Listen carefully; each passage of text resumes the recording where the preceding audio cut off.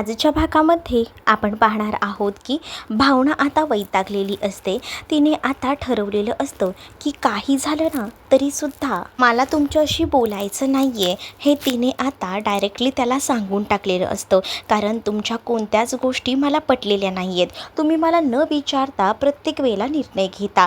का म्हणून मी प्रत्येक वेळेला तुमचं सगळं काही बोलणं ऐकायचं आणि समजून घ्यायचं नाही. मला हे जमणार नाही असं देखील आता तिनं डायरेक्टली सांगून टाकलेलं असतं. मग आता तिने डायरेक्टच त्याच्या हातात हंतरून वगैरे दिलेलं असतं. बिचारा तो बाहेर जातो. भावना म्हणत असते तुम्ही काही बोला पण मला आता तुमच्याबद्दल काही वाटत नाही. दुसरीकडे आता पाहायला मिळतं की इकडे हरीश बघत असतो की कोणी येतं आहे का. तेवढ्यातच ना तिथे सिंचना आलेली असते. सिंचना जेव्हा येते तेव्हा त्याला म्हणत असते की हे काय घरात काही कोणीच नाही आहे का. नाही आहे घरात कोणी, तुझं काही काम आहे. मग ती आता त्याच्यासोबत भांडत असते आणि त्याला म्हणत असते की मला ना आता तुझ्यासोबत कोणतेही संबंध ठेवायचे नाही आहेत. मग आता जेव्हा ती ह्या सगळ्या काही गोष्टी रागारागात बोलत असते ना तेव्हा आतमधून आजी विचार करते की काय या मुलांचं खरंच ना आजकालची मुलं ना जरा पण पटवून घेत नाही आहेत. आता जर मी बाहेर गेली आणि यांचे चांगले कान ओढले ना तेव्हा ह्यांना समजेल, पण आता जर मी बाहेर जाऊन काही बोलायला गेले तर पुन्हा ह्यांना कळेल की मला सगळं काही कळते, मग माझाच त्यावर प्रॉब्लेम होईल. त्यामुळे आजी आता शांत असते. इकडे आता हरीश वैतागलेला असतो आणि हरीश जेव्हा वैतागतो ना तेव्हा मात्र आता तो म्हणत असतो की काय चाललं यार, मला ना खरंच वैताग आला आहे या सगळ्याचा. तर दुसरीकडे मात्र आता ही आजी जी आहे ना ती आता संपतरावांसोबत बोलत बाहेर तिच्या रूमच्या आलेली असते. तेच पाहते तर काय बाहेर येऊन ती बघते आणि तिला आता समोर दिसतं की सिद्धू आपलं हंतरून वगैरे घेऊन चाललेलं आहे. हे बघूनच ना तिला धक्का बसतो आणि मग काय ती म्हणते की काय रे बायकोने तुला घराबाहेर सुद्धा काढलंय का आता, का बायको तुझ्याशी बोलत नाही आहे. आजीला काही कारणच हवं असतं आणि हे सगळं काही लांबून ना आता इकडे असणारी रेणुका पाहते. मग रेणुकाला वाईट वाटतं कारण शेवटी तिचा तो मुलगा आहे आणि तो बाहेर जाऊन झोपतोय. ही गोष्ट तिला आवडत नसते. मग तीसुद्धा आता त्याच्या मागोमाग जाते आणि मग त्याला विचारते की काय झालं आहे, तुला काय झालं, तू बाहेर वगैरे कसा काय आलास. तेव्हाच ना आता तू सांगतो की मी आई काय करू, तू सांग ना. मी आता भावनाच्या बरोबरीने भावनाचा विचार केला पण भावनाला त्या गोष्टी पटतायत कुठे. भावनाला माझाच राग येतोय. बघितलंच ना आतासुद्धा ती माझ्यावर किती चिडली, पण मी जे काही निर्णय घेतले ते पूर्ण विचार करून घेतलेत. जरीही मी तिला आधी सांगितलेलं नसलं ना तरीसुद्धा मला माहिती आहे ग या सगळ्या काही गोष्टी ज्या आहेत त्या मी विचार करून घेतल्यात आणि मला माहिती आहे की भावना ही जबाबदारी उत्तमरित्या पेलू शकते. मग आता हे सगळं सांगून झाल्यानंतर दुसरीकडे मात्र आता रेणुका एवढं सगळं तर समजावते. मग आता सिद्धूला आता माहिती असतं की भावना या सगळ्या गोष्टी कशा स्वीकारेल, पण आता रेणुका त्याला समजावते आणि म्हणते की तू काळजी करू नकोस. भावनाला जर असं काही वाटत असेल ना तर भावनाला मी समजावते. मग तर झालं, तुमच्यामध्ये ही भांडणं मला चांगली वाटत नाही आणि तू असा बाहेर झोपतोयस ना तेही मला आवडत नाही आहे असंही आता म्हटलं जात असतं. पण तेव्हाच ना इकडे आता आईला तो म्हणतो की जर भावनाला मान्य नसेल तर मी तरी कशाला थांबू ना रूममध्ये, म्हणूनच मी आता बाहेर आलेलो आहे. आणि मग काय तो एकटाच आता झोपलेला असतो आणि वर आकाशाकडे तो पाहत असतो. दुसरीकडे आता पाहायला मिळत असतं की इकडे जानू रूममध्ये येते. जानू रूममध्ये आल्यानंतर तोपर्यंत ना जयंतने पूर्ण रूम जी आहे ती सजवून ठेवलेली असते. जेव्हा ती पूर्ण सजवलेली रूम पाहते ना तेव्हा ती म्हणत असते की हे सगळं काय आहे. मग आता तो म्हणत असतो की हे सगळं ना तुझ्यासाठी खास केलं आहे मी. काय आहे तसंही आता उद्यापासून बघितलंस का आपलं ऑफिस सुरू होणार आहे. मग दोघांना आपल्याला वेळ मिळणार नाही आणि यासाठी आज म्हटलं की आपली रात्र एन्जॉय करावी. मग आता ना तो तिला जवळ वगैरे घेत असतो. त्यातच आता ती त्याला मुद्दामूनच ना सांगू लागते की सॉरी पण मला ना हे सगळं काही करता येणार नाही. तेव्हाच तो तिला म्हणत असतो की काय झालं आहे. मग तेव्हाच ती त्याला सांगते की आज ना मला खूप जास्त दमायला झाले. तुम्हीही बघितलं ना की वँकी दादामुळे आज खूप जास्त थकायला होते. म्हणजे आधी विचार केला होता पण आता ना नको वाटते. आज बघितलीत ना किती गडबड आहे आणि उद्या तसंही ऑफिसला सुद्धा जायचं आहे ना, मग नको. या सगळ्या गोष्टी जेव्हा ती बोलते ना तेव्हा मात्र आता कळतच नसतं इकडे असणाऱ्या या जयंतला की काय करावं. जयंतसाठी आता मोठा प्रश्नचिन्ह असतो कारण जानू ना जयंतच्या जवळसुद्धा जाऊ बघत नसते आणि त्यामुळेच ना ती आता त्याच्या लांब गेलेली असते. आणि जेव्हा ती लांब जाते ना तेव्हा आता जयंत तिच्याकडे पाहतच राहतो. मग जानूला आता प्रश्न पडलेला असतो की माझ्या विश्वाला कसं म्हणू, कारण विश्वाला म्हणवणं गरजेचं होतं आणि उद्यापासून जयंत कामावर जाणार आहे आणि त्याचसाठी तिलासुद्धा आता जॉबवर जायचं असतं का तर निदान विश्वाशी बोलता येईल. दुसऱ्या दिवशी सकाळी आता भरपूर ऑर्डर्स वगैरे ह्या लोकांना भेटत असतात. काम एकदम भारी चाललेलं असतं आणि त्यामुळेच आता श्रीनिवास आणि त्याचसोबत आता इथे असणारा जो वँके आहे तो सुद्धा टी शर्ट वगैरे घालतो आणि तो म्हणत असतो की चला आपण ह्या डिलिव्हरीज एवढ्या पूर्ण कंप्लीट करून येऊया. आणि मग काही त्या डिलिव्हरीज त्यांना आता पूर्ण करायला जायचं असतं आणि त्यासाठी आता बाबा म्हणत असतात की सगळं तर ओके आहे. मग आता अजून काय, मग जेव्हा ह्या सगळ्या गोष्टी होतात ना तेव्हा मात्र बाबांना तो सांगत असतो की बाबा तुम्ही थांबा, मी करतो. वँके खाणाखुणा करून सांगत असतो. त्याचबरोबर आता आपण हे सगळं झालं ना की घरी आलो की मस्त आईस्क्रीमची पार्टी करूया. तर लक्ष्मीने आधीच कुल्फी आणून ठेवलेली असते, कारण ना श्रीनिवास यांना कुल्फी खूप जास्त आवडते आणि म्हणूनच तिने कुल्फी आणून ठेवलेली असते. त्यानंतर श्रीनिवास यांच्याकडे ती बघते तेव्हा ते थोडे थकलेले दिसतात आणि मग तेव्हा ती श्रीनिवास यांना बोलते की तुम्हाला जर बरं वाटत नसेल तर तुम्ही नका जाऊ, तुम्ही थांबा ना घरीच, कशाला जाताय. पण आता श्रीनिवास म्हणतात की नाही मला बरं वाटतं आहे, आपल्याला ह्या डिलिव्हरीचं काम पूर्ण करायचं आहे, बरंच काम पेंडिंग आहे, असंच बसलं तर कसं चालणार आहे, नाही मी करतो काम, असंही आता म्हटलं जातं. आणि मग काय ते कामाला निघणारच असतात. आणि तेव्हाच ना दुसरीकडे मात्र आता पाहायला मिळतं की बाबा जे आहे ते या सगळ्या काही गोष्टी बोलत असताना लक्ष्मीला असं वाटत असतं की निदान यांना आपण सुद्धा मदत करावी. आणि त्यामुळेच ना आता तीसुद्धा दोघीही जणी बाहेर जात असतात. ते दोघंही डिलिव्हरीला बाहेर पडतात.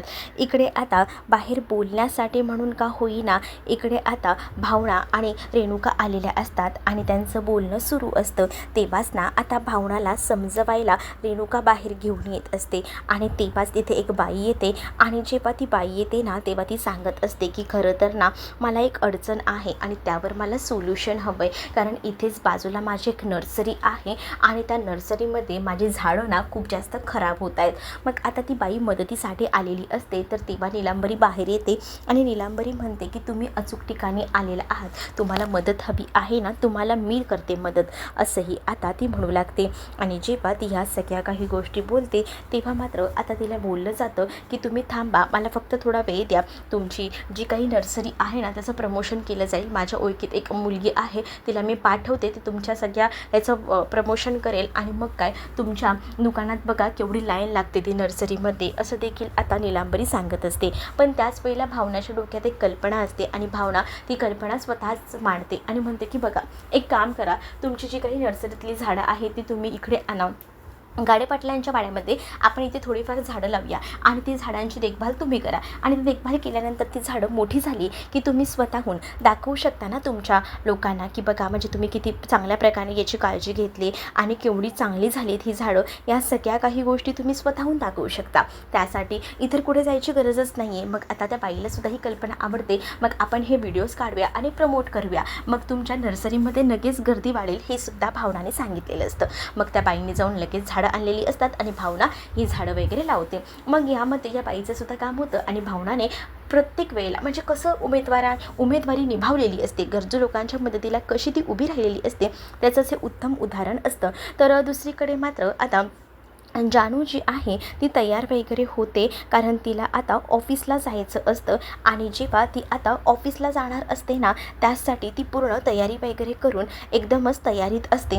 आणि त्याचवेळी आता तिकडे आता जयंत आलेला असतो आणि जयंत जेव्हा येतो ना तेव्हा जयंत तिला म्हणत असतो की काय चाललं आहे हे 2 डब्बे. मग आता जानू त्याला म्हणते की मग आपल्याला आज निघायचं आहे ना, ऑफिसला जायचं आहे ना. मग तो म्हणतो की तू कुठे, मग ती म्हणते की मी पण येणार आहे, कारण तुम्हाला तर माहिती आहे ना की मी सुद्धा असते तुमच्यासोबत ऑफिसमध्ये, मग काय मी काही घरात बसणार आहे का, मला सुद्धा तुमच्यासोबत यायचं आहे. मग आता तो जानूला म्हणत असतो की पण तू आता काहीच गरज नाही आहे, कारण तू ऑलरेडी माझी बायको झाली आहेस, त्यामुळे ऑफिसमध्ये काम करण्याची गरज नाही. पण तिचा हट्ट असतो. तर मग जयंत म्हणतो की ठीक आहे आज मी पण नाही जात, मग तू पण नको जाऊ, म्हणजे प्रश्नच नाहीत ना. पण जानू म्हणते की नाही मला जायचं आहे, मी बाबा डबा वगैरे पॅक केला आहे, ती तुम्हाला यायचं असेल तर या, नाही तर घरात आराम, मला जायचं आहे. आता इकडे ना जानूने जे काही अवतार बदललेला असतो ना त्यामध्ये मात्र ह्या जयंतचे नाकीनं होत असतात. तर जयंतला काहीच कळत नसतं, सगळीकडनं त्याची वाट लागलेली असते. आता इथे टीना आणि लक्ष्मी या दोघीही जणी घरी येतात आणि जेव्हा दोघीही घरी येतात ना, तेव्हा दोघीही घरी आल्यानंतर इकडे तिकडे पाहत असतात आणि जेव्हा त्या बघत असतात तेव्हा त्यांना प्रश्न पडतो की हे काय, अजून ही लोक आली नाही का? तेव्हाच बाथरूममधनं आवाज येतो, बाबाही आले आहेत. आणि मग काय, फ्रीजमध्ये कुल्फी ठेवलेली असते, ती लक्ष्मी बाहेर काढते, आपण मस्त कुल्फी एन्जॉय करूया. पण आता बाथरूममध्ये आंघोळ करणारा वँकी असतो, श्रीनिवास नसतात. मग ती विचार करते की हे काय, हे मला वाटलं अरे हे आहेत की काय, पण तू होतास का? मग आता श्रीनिवास यांना ती फोन करत असते, पण श्रीनिवास यांचा फोन काही लागत नसतो. श्रीनिवासांचा फोन लागत नसल्यामुळे आता तिला प्रश्न पडतो की हे सगळं काय झालं, म्हणजे श्रीनिवासांचा फोन का बरं लागत नाही आहे. मग आता ती फोन करत असते, तर श्रीनिवास रस्त्यावरनं चालत असतात आणि ते म्हणत असतात की हो मी येतोय, मी बसस्टॉपवर आहे. मग आता लक्ष्मी म्हणते आपल्या घराजवळ तर कोणतंच बसस्टॉप नाही, मग तुम्ही कोणत्या बसस्टॉपजवळ आहात? ते म्हणतात मी घराजवळच्याच बसस्टॉपवर आहे आणि ही काय मी चालतच येतोय. अहो पण तुमच्याकडे स्कूटी होती ना, मग तुम्ही चालत का येत आहे, असाही तिचा प्रश्न असतो. मग आता ते तिला म्हणतात की हो पण मी येतोय, तू नको काळजी करू, असं कसं ते बोलतात आणि ते चालत येत असतात. पण त्याच वेळेला ना मागून एक जोरदार गाडी येते आणि जेव्हा ती गाडी येते ना, तेव्हा कुठेतरी ना शंका येऊ लागते की त्या गाडीचा जोरात ब्रेक दाबलेल्याचा आवाज येतो.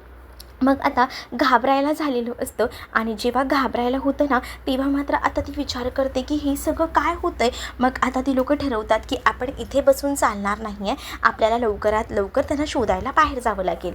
दुसरीकडे आता काही लोक म्हणजे दोघं जण आलेली असतात संपतरावांकडे आणि ते म्हणत असतात की बघा, एक फेरीवाला असतो आणि एक गाड्या रस्त्यावर जे काही पार्किंग केले जातात त्यातला एक माणूस असतो, तो आता म्हणत असतो की ह्या विक्रेत्यांनी ना एवढा काही जोर लावला आहे ना, त्याच्यामुळे ना सगळ्याच गाड्यांचा प्रॉब्लेम होतोय, असंही संपतरावांपुढे मांडलं जातं. संपतराव या सगळ्यामध्ये थोडे कन्फ्यूज असतात आणि त्यातच आता भावनामध्ये पडते आणि भावना त्यांना म्हणत असते की यावर एक सोल्युशन आहे, आपण काढू शकतो. मग भावना तिचं म्हणणं सांगते की आपण एक ठराविक वेळ देऊया की एवढ्या ते एवढ्या वेळातच त्या फेरीवाले बसतील, 6 ते 9. मग ही गोष्ट जी आहे ही कल्पना आवडते आणि मग तुमच्यामुळे आमचे प्रॉब्लेम सॉल्व्ह झाले, असं देखील तिथे आलेली लोकं बोलत असतात. दुसरीकडे मात्र आता जानू आणि जयंत ऑफिसमध्ये येतात, तेव्हा ते पहिल्यांदाच इतक्या दिवसानंतर ऑफिसमध्ये आलेले आहेत, त्यामुळे आता त्यांना बुके वगैरे देऊन त्यांचं स्वागत केलं जातं. तेच आता जेव्हा हे सगळ्या काही गोष्टींचं स्वागत केलं जातं तेव्हा स्वतःहून तो केबिनमध्ये स्वतःच्या घेऊन जातो जानूला आणि म्हणत असतो की मॅडम या बसा, तुमचं स्वागत आहे, आणि असं बोलून आता तो तिला बसवतो. तेव्हाच ती म्हणते की मी काही पहिल्यांदा येते का, मी तुमचं कॅबिन या आधीसुद्धा पाहिलं आहे. पण तो म्हणतो की पहिल्यांदा नाही आलीस तरीसुद्धा आता लग्न झाल्यानंतर तू पहिल्यांदा येतेस ना, मिसेस कानेटकर म्हणून. मग ती म्हणते की अच्छा मिसेस कानेटकर का, मग मला तर माझी सेपरेट अशी केबिन हवी. तिने आता असं म्हटल्याबरोबर जयंत म्हणतो की इतकंच ना. मग नंतर ती म्हणते की मी मस्करीत बोलले, पण आता जयंतने ऑलरेडी एक केबिन जी आहे ती राखीव ठेवलेली असते आणि त्या केबिनमध्येच आता तो तिला घेऊन जाणार असतो. इकडे अजूनही श्रीनिवास आलेले नसतात, म्हणून ना टेन्शन आलेलं असतं, काय करावं ना काही सुचत नसतं आणि त्यामुळेच ना आता बघत असतात की कुठे राहिले आणि तेव्हाच ना त्यांचं ठरतं की आपण ना घराबाहेर पडूया, घराबाहेर पडल्याशिवाय ते आपल्याला काही झालं तरी भेटणार नाही आहेत आणि त्यामुळेच ना आता तिघंही जणं घराबाहेर पडायचं ठरवतात. आणि जेव्हा त्यांचं ठरत असतं तेच दुसरीकडे मात्र आता पाहायला मिळतं की इकडे आता जयंत जानूला एका केबिनमध्ये घेऊन जातो आणि तो आता तिला केबिन दाखवतो आणि म्हणतो की तुझी केबिन आहे आणि तिथे ऑलरेडी एक केकसुद्धा आणलेला असतो. आणि मग काय ते केक कटिंग वगैरे त्यांचं होतं आणि तेव्हाच तो म्हणत असतो की हे सगळं काही फक्त आणि फक्त बायको तुझ्यासाठी मी केले आणि तो केक मुद्दामून तिला आता भरवत असतो.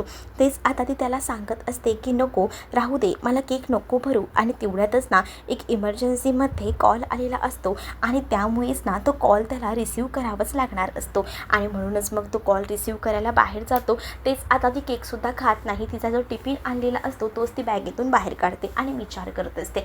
जयंत आता आपल्या कॅबिनमध्ये जाऊनही जानूवर लक्ष ठेवत असतो की जानू नेमकं काय करते, कारण त्याने आता जानूच्या कॅबिनमध्ये सुद्धा कॅमेरा लावलेला असतो. दुसरीकडे आता वँकी आणि त्याचसोबत इकडे आता सगळीजणं श्रीनिवास यांना बाहेर शोधण्यासाठी निघालेली असतात. तर श्रीनिवास यांची स्कूटी एका ठिकाणी लावलेली असते, ती तर दिसते त्यांना आणि पुढे गेल्यानंतर त्यांच्या चप्पलसुद्धा तिथेच पडलेल्या असतात हेही दिसतं. मग आता लक्ष्मी त्या चप्पल हातात घेते आणि जोरात किंचाळते, श्रीनिवास कुठे गेला. आता जेव्हा ती किंचाळते ना तर दुसरीकडे श्रीनिवास जे आहे ते मात्र आता एका दुसऱ्याच गाडीला आपली चावी लावत असतात.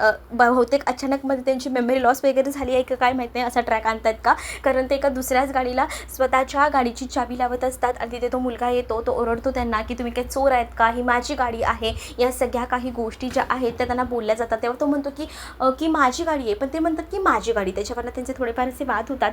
नंतर तो म्हणतो की गाडीचा नंबर बघा म्हणजे तुम्हाला समजेल. दुसरीकडे आता एक वकील आलेला असतो आणि त्या वकिलांनी काही जमिनीचे पेपर्स आणलेले असतात. सासवडच्या बाजूलाच एक जमीन होती जी काही गाडे पाटलांनी घेतलेली होती. मग ती जमीन बिल्डरला दिली तर नंतर त्याचे जास्त पैसे भेटणार होते आणि ह्या सगळ्या गोष्टी बोलल्या जातात. तेवढ्यातच एक बाहेर बाई आलेली असते जिचं नाव शैला असतं आणि तिच्याशी बोलायला भावना गेलेली असते. शैला आता म्हणते की काय करू, मला मदत हवी आहे, माझ्या मुलाने मला घराबाहेर काढलेलं आहे. आणि हे जेव्हा भावनाला समजतं तेव्हा भावना म्हणते 2 मिनटं थांबा. दुसरीकडे निलांबरी म्हणते की मला असं वाटतं की ती जमीन आहे ना, तुम्ही बिल्डरला देण्यापेक्षा ती जमीन मला द्या, मी तिथे काहीतरी प्रोजेक्ट चालू करते. म्हणजे मला कंपनी चालू करायची आहे. आणि कसली कंपनी काय धीराज तिला विचारतो, पण तिचं काही ठरलेलं नसतं. ती उगाचच जमीन हे करायची, लंपास करायची म्हणून तिचं चालू असतं. मग भावना आतमध्ये येते आणि भावना आता तिचा प्रोजेक्ट तिला जो काही चालू करायचा आहे त्याबद्दल बोलते. भावना म्हणत असते की मला ना एक प्रोजेक्ट चालू करायचं आहे, ते म्हणजे आजीचं घर. म्हणजे तिथे आपण असं करू शकतो की तिथे काही लहान मुलांचं पाळणाघर आपण चालू करूया आणि तिथे असणाऱ्या ज्या बायका असतील तिथे म्हणजे त्या बायका अशा ठेवूया की ज्यांना काही बायकांना घराबाहेर काढलं जातं, अनाथ असतात त्या.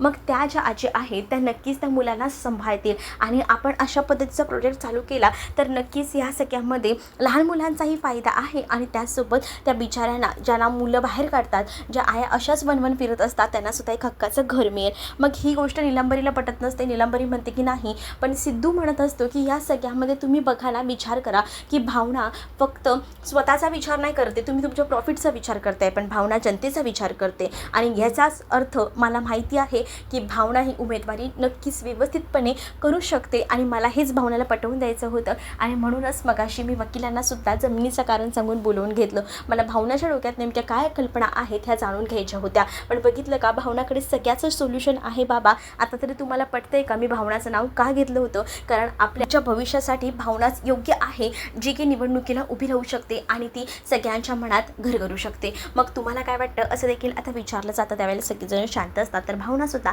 आता सिद्धूकडे बघत असते. तर तुम्हाला भाग कसा वाटला आहे कमेंटमध्ये मला नक्कीच सांगा. अशाच अपडेटसाठी चॅनलला सबस्क्राईब करा.